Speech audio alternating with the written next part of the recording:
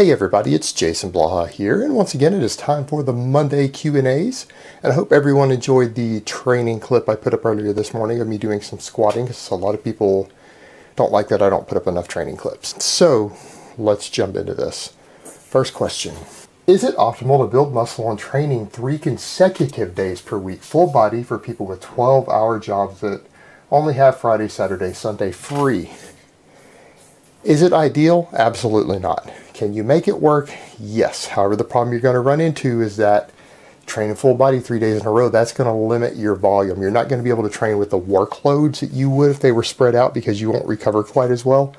Now, you might be able to hit the same numbers, but you're going to have to reduce volume. Meaning, if you could normally do 5 sets of 5 with a given weight on 3 different non-consecutive days, you might not be able to do that weight 3 days in a row for 5 by 5. You might have to cut back to 1 by 5 or 2 by 5 or 3 by 5, particularly on that second and third day. You get away with it on that first day, but you won't be able to at least not perform where you could if you had 48 hours between each one. You just can't. The body doesn't work that way. And if you think you could, then you're probably wrong. If you spread them out, you would have more performance. It's workable. And the other thing to remember is that what you're going to have is really around a 4-day, maybe at the best a 5-day growth window per week, and you're not going to be gaining any muscle those other days unless you're on anabolic drugs that speed up muscle protein synthesis. So essentially you're not going to spend more than about half the week growing as a result of it, because you have 4 days straight every week with no training. You figure your muscle protein synthesis might be elevated 36 hours after the third one. So you're really only getting about 4.5 days of muscle growth. You're going to lose about a third of your possible gains for the week due to just a reduced muscle protein synthesis uptime. And there's not much else you can do about that other than maybe at work on some of your days after you haven't trained for a couple of days, if you could just do some push-ups or pull-ups or one-legged squats, something like that at work, just to try to re-stimulate a little protein synthesis. You might attenuate that previous training.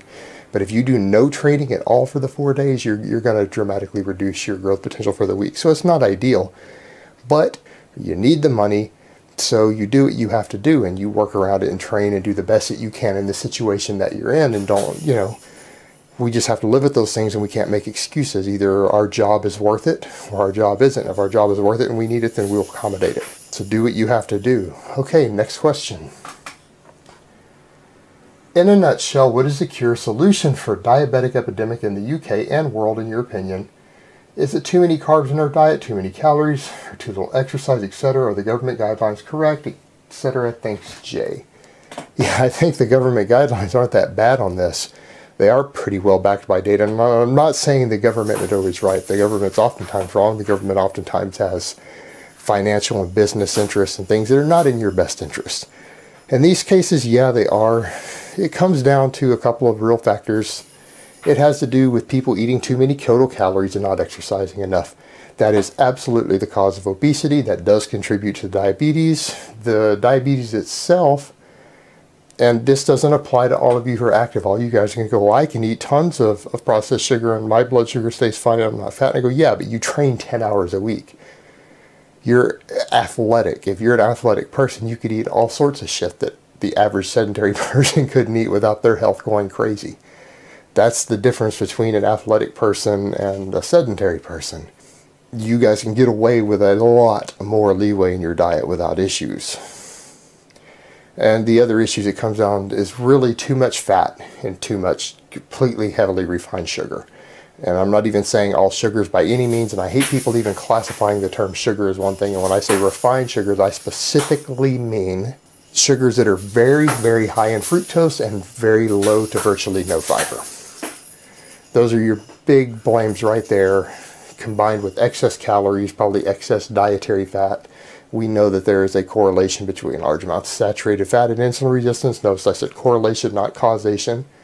But it all ties in together. Too much saturated fat, too much highly refined fructose, too many total calories, not enough exercise. There's your problem in a nutshell. It's the whole combination of those factors in unison. They're just overlapping factors. All right, next question. I want to get your opinion. What to me is the regression of natural bodybuilding training. I witness a majority of people who weight train for aesthetic purposes usually gravitate towards bro splits. Even some natural bodybuilding champions, and I removed the names that he put there because I don't think the people he listed are natural. And I do believe there are natty pros who aren't on any drugs who hold pro cards and natural feds. These motherfuckers are not on that list. But he said even they subscribe to these type of training regimens. The pre-steroidal legends Reg Park, Steve Reeves, and George Eiferman had herculean physiques. They were not pre-steroid. However, I do believe Steve Reeves was probably natural. They did some form of full body training. I'm curious as to why, after the wealth of empirical evidence, is there such a thing as predilection towards bro splits? Is that a word? I don't know. That's rare. And don't get me wrong, I know they trained with more frequency during show prep, but their main style was full body 3 times a week. And you are correct on those individuals. However, let's be honest about the steroid era. The oral steroid era started in the 1950s, and we do know that bodybuilders in the US and in the UK were getting their hands on anabolic steroids in the 50s. Injectable steroids were known to exist for athletes as early as 1930 and 1940. It just wasn't in widespread use. We can't really confirm or deny if bodybuilders were using. We know they were in the 50s. But that being said, there were a lot of natural bodybuilders who got fantastic results. A lot of them were bigger and stronger than your natties today. And the drugs that they were using in the 50s and even the 60s was very minuscule by today's standards. They were mind-bogglingly low.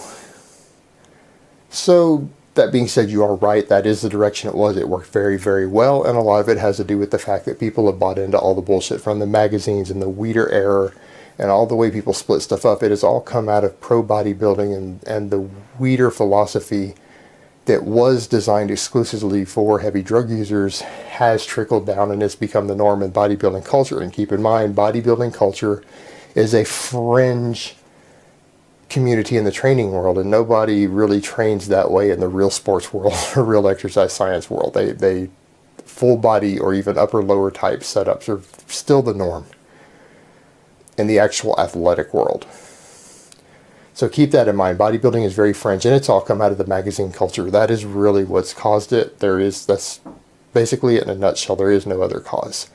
And I agree, it is ridiculous that people who aren't on drugs are training this way and expecting ideal results.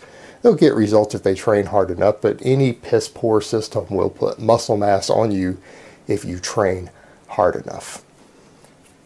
So if they bust their ass, they still get results, and then they're convinced that because they made it through a door that they have the optimal method of opening that door and walking through it. And it's just not the case. Alright guys, that's really all I have to say on that today. I hope it has been informative, and I will talk to you guys next time in part 2.